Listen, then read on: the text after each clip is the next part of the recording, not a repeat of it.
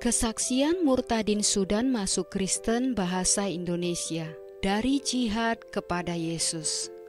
Stay di sini di Kesaksian Luar Negeri Podcast. Namanya Zakaria. Zakaria orang yang ramah. Dia orang yang baik. Dia orang yang sangat pintar.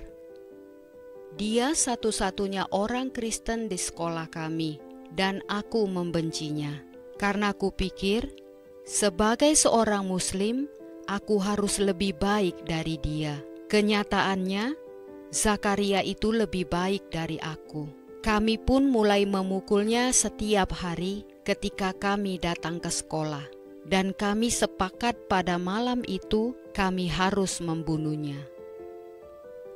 Waktu itu hari sudah gelap dan dingin. Kami pergi mendahului dia. Dan kami ada 5 orang. Kemudian kami memanjat pohon dan menunggu di pohon itu. Dari kejauhan, kami melihat cahaya senter datang. Dan cahayanya menjadi semakin terang dan semakin terang saat mendekati kami. Dan pada saat dia melewati bawah pohon tempat kami menunggu, kami serentak melompat ke arahnya. Dia menangis, dia menjerit-jerit, dia berteriak-teriak. Kami mematahkan lengannya, kami mematahkan kakinya. Dia mulai berdarah. Dan karena dia mulai berteriak-teriak dan meminta tolong, aku tutup mulutnya dengan tanganku agar suaranya tidak keluar. Itu sama seperti ketika kita menyembelih seekor domba, sehingga domba hanya bisa bergerak-gerak ketakutan.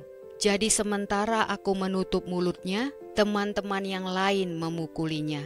Aku merasa sangat bangga karena merasa melakukan sesuatu untuk Allah, ingin menyenangkan Allah.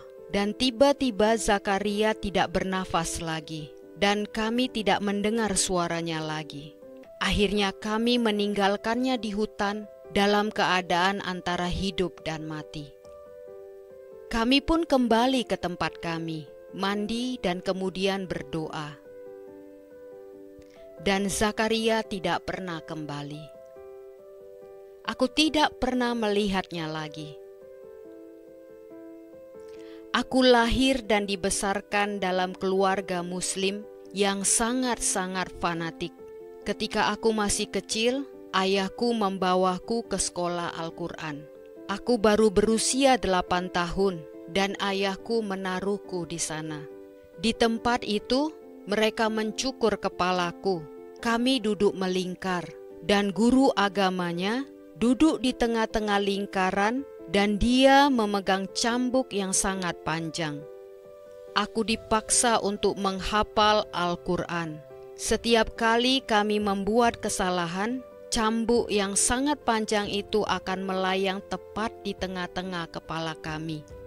Kami tidak diperbolehkan untuk menangis, karena di budaya kami terkenal perkataan yang mengatakan bahwa laki-laki tidak pernah menangis. Setiap malam aku menangis, dan mereka mengatakan kepadaku bahwa aku itu milik umat Islam. Dan itu sebabnya aku harus berjuang untuk itu. Aku harus setia untuk umat Islam. Aku mulai membenci orang-orang, membenci semua orang yang bukan Muslim. Dan aku terutama membenci orang Yahudi. Jadi aku mulai mempersiapkan diri untuk pergi dan berjuang untuk Allah dengan melaksanakan jihad. Tapi setiap malam ketika aku pergi tidur dan ketika lampu kami matikan, muncul pikiran, sesungguhnya aku tidak tahu apa yang akan terjadi denganku jika aku mati. Sepupuku sedang sakit parah dan dokter mengatakan bahwa dia akan meninggal. Dokter katakan waktu hidupnya hanya tinggal beberapa hari saja. Dan suatu hari datang 2 orang. Mereka adalah orang Kristen Koptik. Dan salah satu dari mereka mau menyalamiku.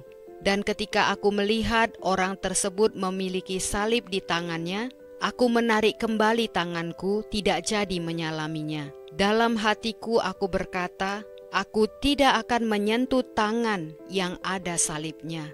Kemudian dia berkata kepadaku, "Kami dengar bahwa anak ini sedang sakit. Kami ingin mendoakannya." Dengan alasan kesopanan aku jawab mereka, "Oke." Dan mereka mulai berbicara kepada Tuhan, seperti seseorang yang sedang berbicara dengan temannya. Mereka berkata, "Tuhan, sembuhkanlah anak ini." Saat mereka berkata amin, anak ini membuka matanya untuk pertama kalinya setelah 4 minggu sakit parah.